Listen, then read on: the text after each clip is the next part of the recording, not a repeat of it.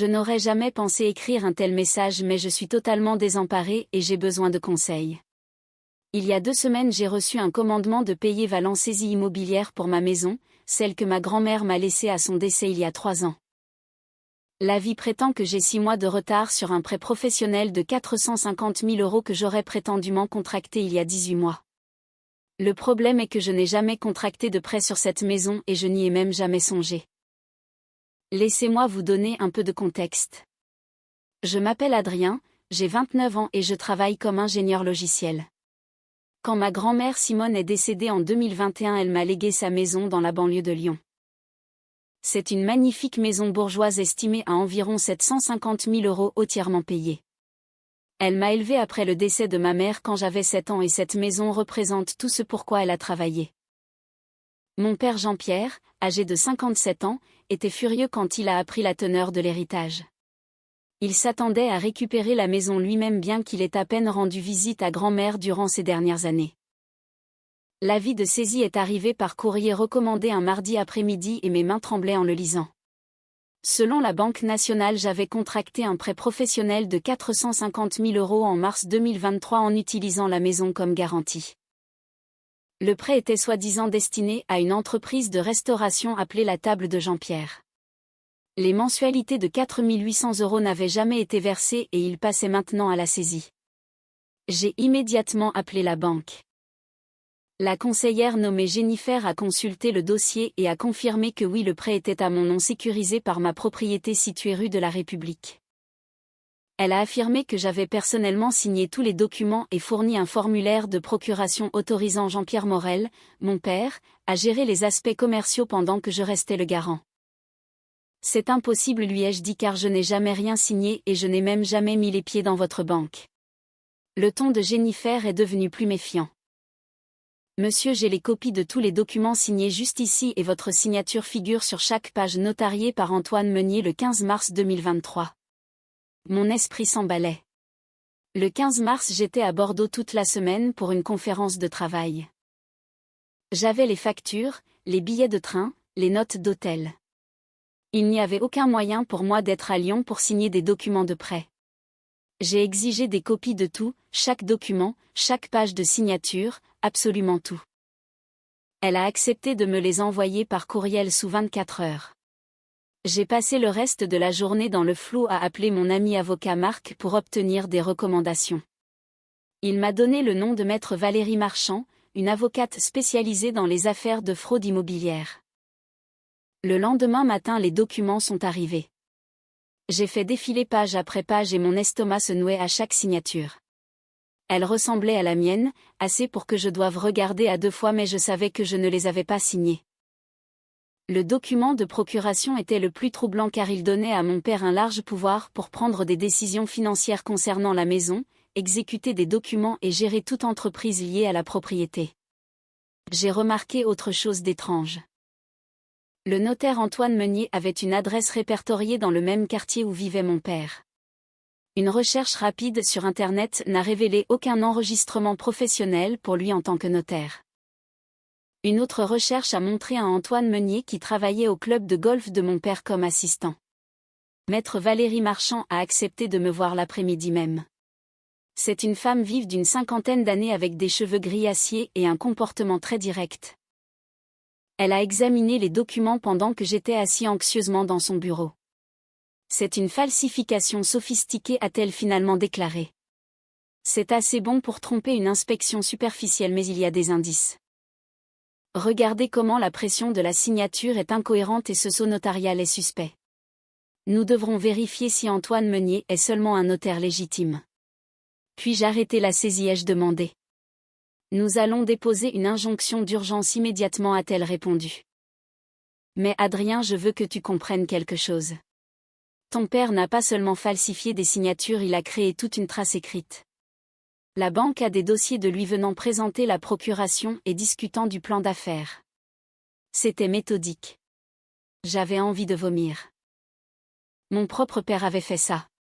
L'homme qui m'a appris à faire du vélo, qui est venu à ma remise de diplôme, avec qui je dînais encore une fois par mois malgré notre relation compliquée. Et l'argent, ai-je demandé, où sont passés les 450 000 €? Valérie a consulté les registres de propriété sur son ordinateur. Selon ces documents, un restaurant appelé La Table de Jean-Pierre a fonctionné dans le centre-ville d'avril 2023 à décembre 2023 et il semble avoir fermé soudainement. Je connaissais cette adresse. J'étais passé devant des dizaines de fois, un espace de restauration en échec qui semblait avoir un nouveau locataire tous les 2 ans. Comment n'avais-je pas su que mon père y tenait un restaurant? Ce soir-là, j'ai affronté mon père. J'ai conduit jusqu'à son appartement, mes mains serrant le volant si fort que mes articulations étaient blanches. Il a ouvert la porte avec son sourire habituel et décontracté. « Adrien, je ne t'attendais pas, entre donc. » Je suis restée sur le pas de la porte.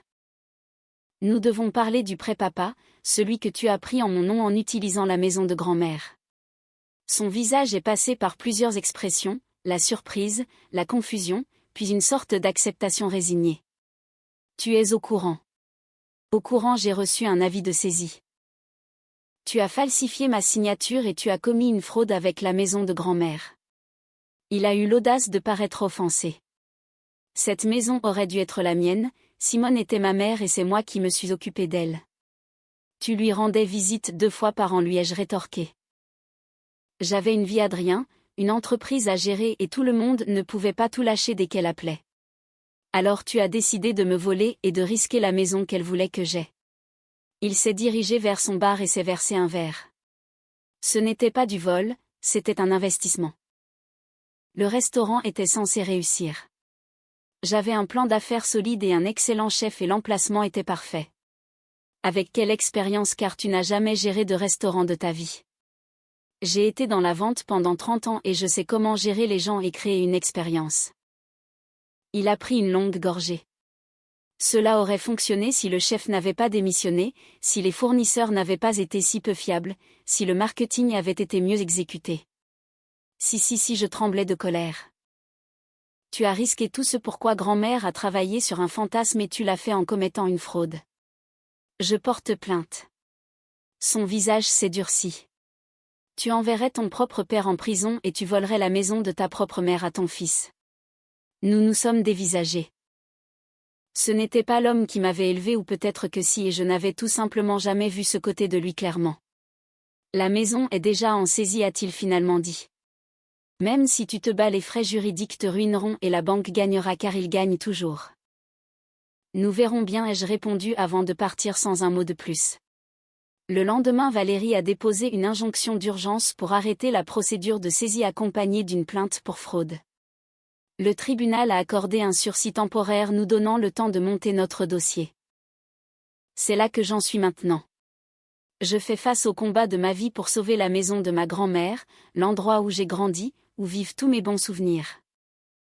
Mon père ne répond plus à mes appels et j'ai appris par la famille qu'il raconte à tout le monde que je suis vindicatif pour un simple malentendu. J'ai déjà dépensé 5 000 € en frais d'avocat et Valérie estime que cela pourrait atteindre 30 000 € ou plus si l'affaire va jusqu'au procès. Je suis prêt à payer. Ce n'est plus seulement une question de maison, c'est une question de justice.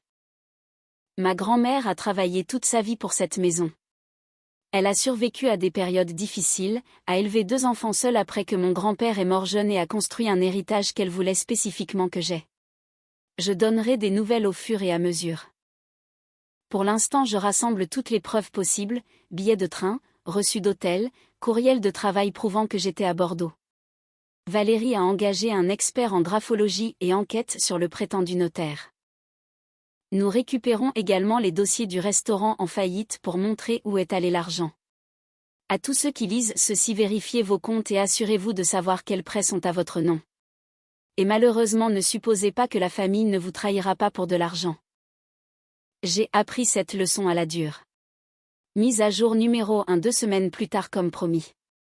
Et bien que j'aimerais avoir de meilleures nouvelles, les choses se sont compliquées. Merci à tous ceux qui m'ont envoyé des messages de soutien.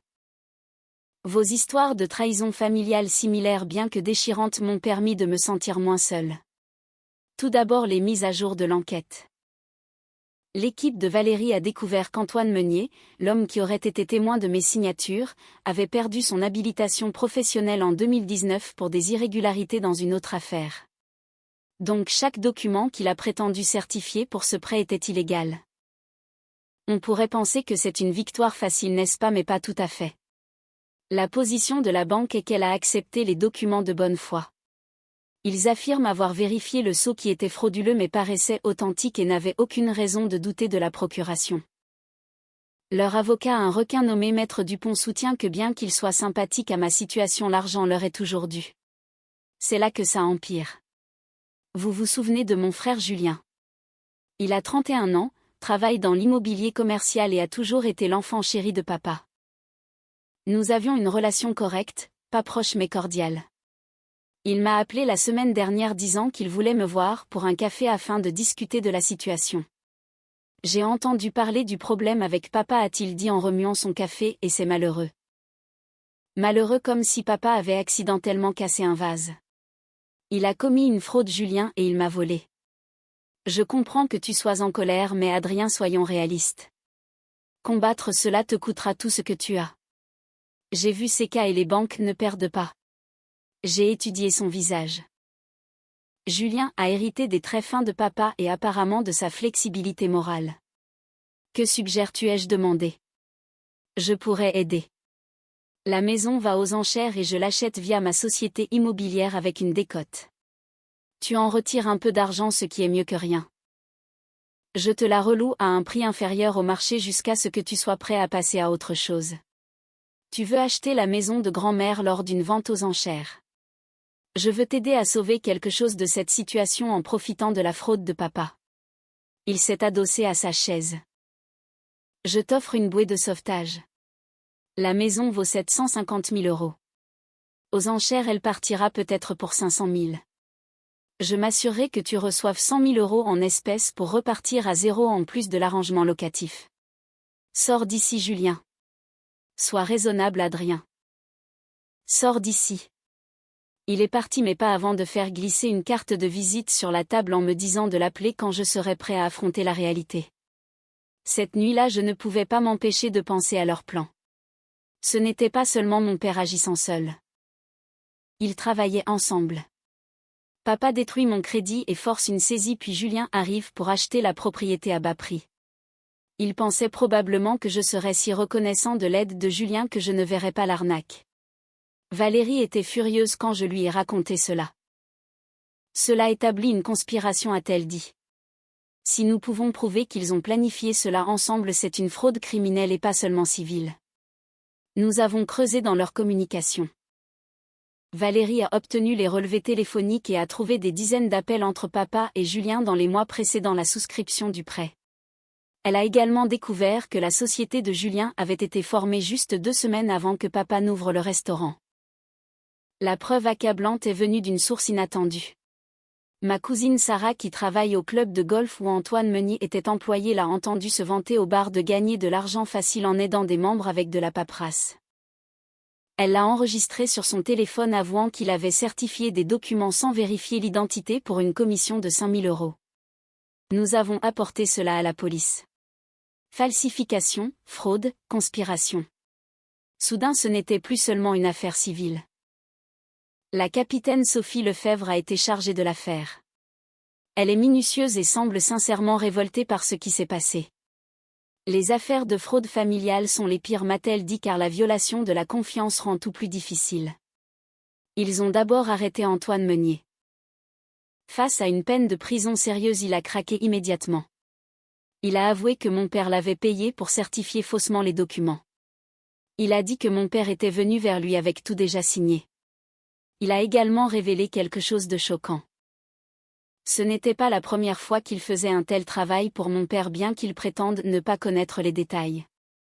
La capitaine monte des dossiers contre mon père et Julien. Le défi est de prouver l'implication de Julien au-delà des preuves circonstancielles. Ils ont besoin de quelque chose de concret montrant une connaissance préalable de la fraude. Pendant ce temps, l'affaire civile continue.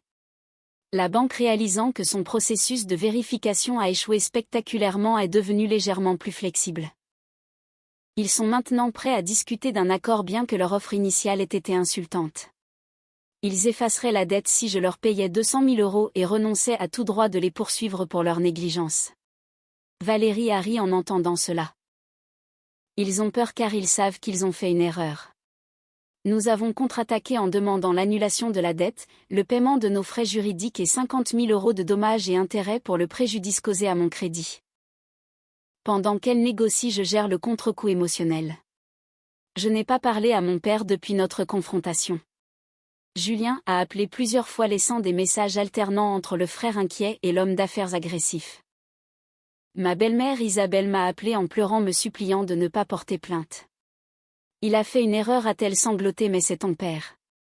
Il a planifié cela pendant des mois, Isabelle. Il a falsifié des documents, payé un faux notaire et volé des centaines de milliers d'euros. Ce n'est pas une erreur, c'est une série de crimes. Elle m'a raccroché au nez. La famille se déchire. Certains parents pensent que je réagis de manière excessive et que je devrais régler cela en privé. D'autres sont horrifiés et ont partagé leurs propres histoires sur l'éthique douteuse de mon père au fil des ans. Apparemment, grand-mère n'était pas la seule parente envers qui il pensait qu'on lui devait quelque chose. Ma tante Corinne m'a dit quelque chose qui m'a brisé le cœur. Simone savait exactement ce qu'elle faisait en te laissant la maison, car elle m'avait dit que Jean-Pierre la vendrait en un an et gaspillerait l'argent alors qu'Adrien préserverait ce que j'ai construit. Elle avait raison. Papa n'a même pas attendu un an, il a juste essayé de la voler à la place. La semaine prochaine, l'affaire criminelle passera devant un juge. S'ils sont inculpés, mon père et mon frère pourraient faire face à une peine de prison ferme. Une partie de moi se sent coupable car il reste la famille, mais ensuite je pense à eux assis ensemble planifiant cette trahison et calculant comment voler l'héritage de ma grand-mère. J'ai commencé une thérapie pour gérer tout cela. Le docteur Martin est spécialisé dans les traumatismes familiaux et les abus financiers. Elle m'aide à comprendre que me protéger n'est pas une trahison car la trahison a déjà eu lieu et elle ne venait pas de moi. Tu n'es pas responsable des conséquences de leurs actions, m'a-t-elle dit. Ils ont fait des choix et ces choix ont des résultats et tu refuses simplement d'être leur complice en restant silencieux. La maison reste dans un flou juridique mais je vis toujours ici entourée de souvenirs. Le jardin de grand-mère fleurit et les roses qu'elle a plantées il y a 20 ans sont magnifiques cette année. Je passe mes soirées sur la véranda où elle m'a appris à lire en pensant à la façon dont elle gérerait cela. Elle était forte. Elle se serait battue bec et ongles pour ce qui était à elle. C'est donc ce que je fais. Je donnerai des nouvelles après la décision de justice. Merci à tous pour votre soutien. Pour ceux qui ont partagé des histoires similaires, je suis désolée que vous ayez traversé cela aussi. La famille devrait signifier la sécurité, la confiance et l'amour. Quand ce n'est pas le cas, il est acceptable de se protéger. Et à ceux qui disent que je devrais pardonner et oublier, je considérerai le pardon quand ils montreront un remords sincère, mais oubliez jamais. Certaines leçons sont trop coûteuses pour être oubliées. Mise à jour numéro 2 6 semaines plus tard. Les 6 dernières semaines ont été un tourbillon. Le grand jury a rendu des actes d'accusation contre mon père, Julien et Antoine Meunier. Les charges incluent complot en vue de commettre une fraude, falsification, usurpation d'identité et plusieurs chefs d'accusation de falsification de dossiers commerciaux. Voir leur nom sur des actes d'accusation criminelle a rendu tout cela douloureusement réel. Les arrestations ont eu lieu un jeudi matin. La capitaine Lefebvre m'a appelé pour me prévenir que les mandats allaient être exécutés dans l'heure. Je me suis assis dans mon salon, le salon de grand-mère, et j'ai attendu. Vers 10 h du matin, mon téléphone a explosé. Cousins, tantes, amis, tous m'appelaient ou m'envoyaient des messages demandant si j'avais vraiment fait arrêter mon père et si Julien était vraiment menotté à son bureau. Oui, ils ont arrêté Julien dans sa société immobilière devant ses collègues et clients. Papa a été arrêté chez lui. Tous deux ont été emmenés pour être fichés et maintenus en détention jusqu'à leur comparution l'après-midi même. L'explosion familiale a été immédiate et brutale. Mon téléphone n'a cessé de sonner jusqu'à ce que je l'éteigne. Les courriels ont afflué. Facebook est devenu un champ de bataille entre parents prenant parti. Ma belle-mère Isabelle a posté publiquement que je détruisais la famille pour de l'argent. Mais quelque chose d'inattendu s'est produit. Des gens ont commencé à se manifester avec leurs propres histoires sur mon père. Mon oncle Charles a appelé pour me dire que mon père lui avait emprunté 30 000 € en 2018 pour un investissement sûr et qu'il n'avait jamais revu un centime. Ma cousine Rachel a raconté qu'il avait convaincu sa mère d'investir sa retraite dans un projet en 2015 et qu'elle avait tout perdu. Histoire après histoire, mon père avait monté diverses combines depuis des années en ciblant toujours la famille avec des explications élaborées. La famille l'avait protégé et avait cherché des excuses. Ma grand-mère le savait et c'est pourquoi elle avait protégé ses actifs si soigneusement et m'avait laissé la maison avec des dispositions strictes. Valérie a utilisé ce schéma comportemental dans notre affaire civile contre la banque pour prouver qu'une diligence raisonnable aurait révélé le passé de fraude de mon père. La banque a finalement cédé. Ils ont proposé d'effacer la totalité de la dette, de nettoyer mon dossier de crédit et de payer 45 000 € de dommages et intérêts en plus du remboursement intégral des frais juridiques. J'ai signé la semaine dernière. La maison est en sécurité mais le procès criminel ne fait que commencer. Le procureur a proposé des accords de plaidoyer. 18 mois pour Antoine Meunier qui a accepté immédiatement. 3 à 5 ans pour mon père et 2 à 3 ans pour Julien. Ils ont tous deux refusé, persuadés qu'ils peuvent battre les charges au procès. Leur stratégie de défense est devenue claire lors d'une audience préliminaire. Ils prétendent que j'avais donné une permission verbale pour le prêt, que la procuration était réelle mais égarée et que l'échec du restaurant n'était que de la malchance professionnelle et non une fraude. Ils ont engagé des avocats coûteux. L'adjointe du procureur m'a prévenu que cela allait devenir les car ils vont attaquer mon caractère et prétendre que je suis vindicatif. Elle avait raison. Leurs avocats ont déposé des motions prétendant que j'avais un problème de jeu, ce qui est faux, que j'avais promis d'investir, ce qui n'est jamais arrivé, et que je me vengeais parce qu'ils essayaient d'intervenir dans mes choix de vie. Puis est venu le vrai choc durant la phase de découverte des preuves. Nous avons appris l'implication totale de Julien. Il ne prévoyait pas seulement d'acheter la maison aux enchères mais il était dans le coup depuis le début. Des preuves par courriel ont montré qu'il avait fait des recherches sur les lois de saisie, aidé à structurer le prêt pour maximiser leurs gains et même repérer d'autres propriétés au cas où je sauverais la maison. Un courriel de Julien à papa disait que si Adrien se battait, il passerait au plan B et que de toute façon ils obtiendraient ce qui aurait dû leur appartenir. Ce qui aurait dû leur appartenir, comme si le choix de ma grand-mère ne signifiait rien.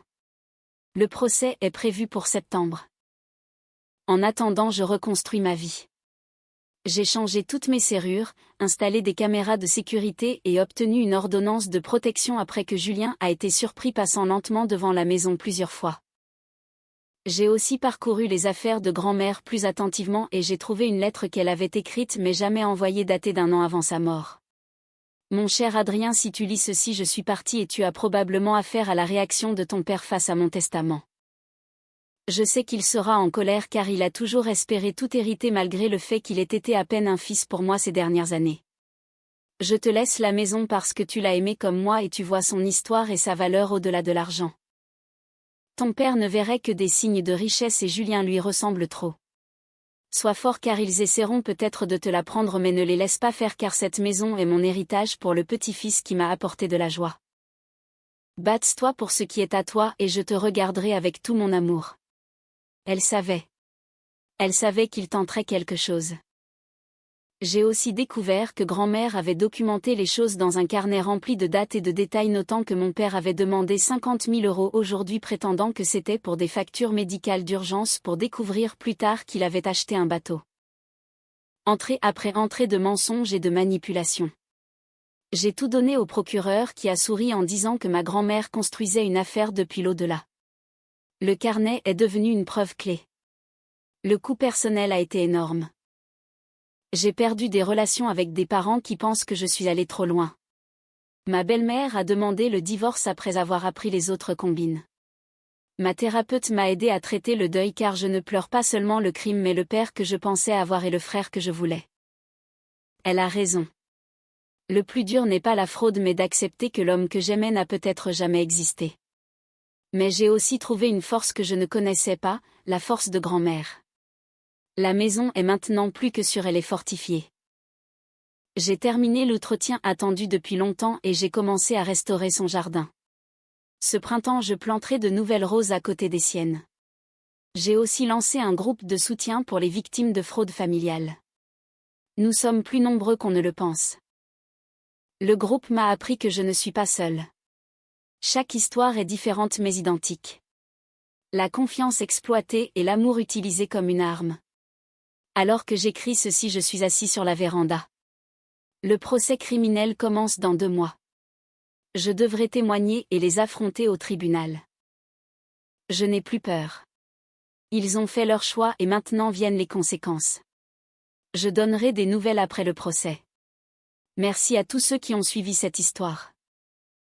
Pour ceux qui sont encore piégés dans des situations familiales toxiques, sachez que vous méritez mieux et qu'il est correct de se protéger car le sang ne donne à personne le droit de vous vider de votre substance. Mise à jour finale 4 mois plus tard. J'ai commencé et arrêté d'écrire cette mise à jour des dizaines de fois. Comment résumer 4 mois qui ont tout changé? Le procès a commencé le 15 septembre. L'accusation a passé des semaines à me préparer à témoigner. 2 semaines avant le procès, Julien a craqué. Son avocat a contacté le procureur pour un accord de plaidoyer car le poids des preuves était écrasant. L'accord prévoyait que Julien plaiderait coupable de complot en vue de commettre une fraude, purgerait 18 mois de prison, paierait 100 000 € de restitution et témoignerait contre notre père. J'ai accepté. Pas par vengeance mais pour la vérité. Mon père a explosé en apprenant l'accord. Le 15 septembre, la salle d'audience était comble. Voir mon père à la table de la défense était irréel car il avait perdu du poids et vieilli de plusieurs années en quelques mois. Le dossier de l'accusation était méthodique. Antoine Meunier a témoigné en premier détaillant comment mon père l'avait approché et payé. Puis l'expert en documents a confirmé que les signatures étaient falsifiées. Mon témoignage a duré 2 jours. Je suis resté calme et factuel même en décrivant la dévastation émotionnelle de réaliser que son père vous avait trahi. Le contre-interrogatoire a été brutal car l'avocat de mon père a tout attaqué, ma relation avec ma grand-mère, mon orientation sexuelle suggérant que je la lui avais cachée, et mon caractère me peignant comme vindicatif et cupide. Mais j'ai tenu bon. Le tournant a été le témoignage de Julien. Mon frère paraissant vaincu a détaillé tout le plan, comment papa l'avait approché et comment ils avaient prévu de partager les bénéfices. Qui a eu l'idée de cibler Adrien spécifiquement, a demandé le procureur et Julien a répondu que c'était celle de papa car il disait qu'Adrien ne méritait pas la maison. Le visage de mon père durant le témoignage de Julien était indescriptible entre rage et incrédulité. À un moment il a essayé de se lever et a dû être contenu par les agents. Mon père a témoigné pour sa propre défense contre l'avis de son avocat et ce fut un désastre car il s'est contredit plusieurs fois et a insisté sur le fait qu'il avait l'intention de rembourser le prêt bien qu'il n'ait jamais fait un seul versement. Confronté au carnet de grand-mère, il a osé dire que sa mère exagérait toujours. Le jury a délibéré moins de 4 heures. Coupable sur tous les chefs d'accusation. Lors du prononcé de la sentence 3 semaines plus tard, j'ai fait une déclaration en tant que victime. J'ai dit que Jean-Pierre Morel était mon père mais que cet homme avait disparu depuis longtemps et que l'homme qui m'avait volé et comploté avec mon frère n'était plus personne pour moi. J'ai demandé une justice équitable pour que cela ne se reproduise plus. La juge l'a condamné à 6 ans de prison ferme citant la sophistication de la fraude et l'absence totale de remords. Mon père a crié quelque chose à propos d'un appel pendant qu'on l'emmenait mais je ne me suis pas retournée. Les conséquences sont complexes. Certaines relations familiales sont brisées pour toujours mais d'autres se sont renforcées. Ma belle-mère Isabelle a divorcé et s'est excusée car elle a découvert qu'il lui cachait aussi de l'argent.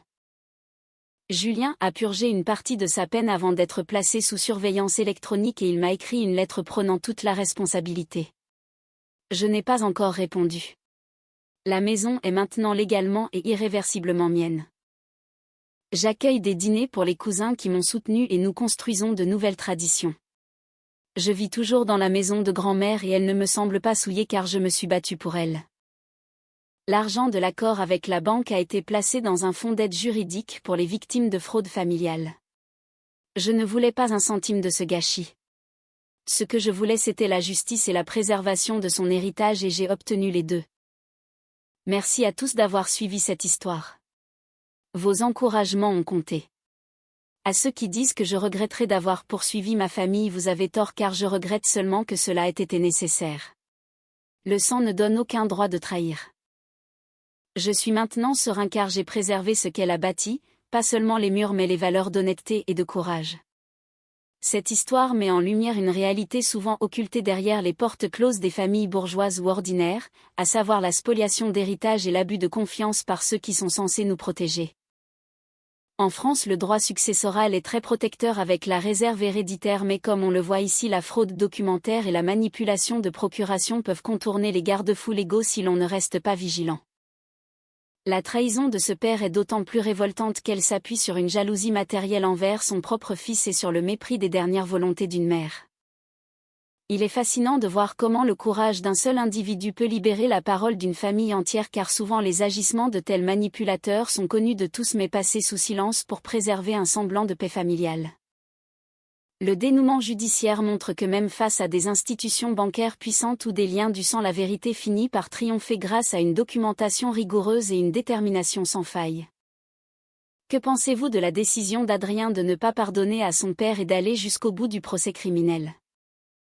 Auriez-vous eu la force de témoigner contre votre propre frère et votre propre père pour protéger un héritage familial, ou auriez-vous privilégié la paix familiale au détriment de la justice ? Partagez vos réflexions et vos expériences personnelles dans les commentaires, car vos témoignages pourraient aider d'autres personnes vivant des situations de trahison similaires.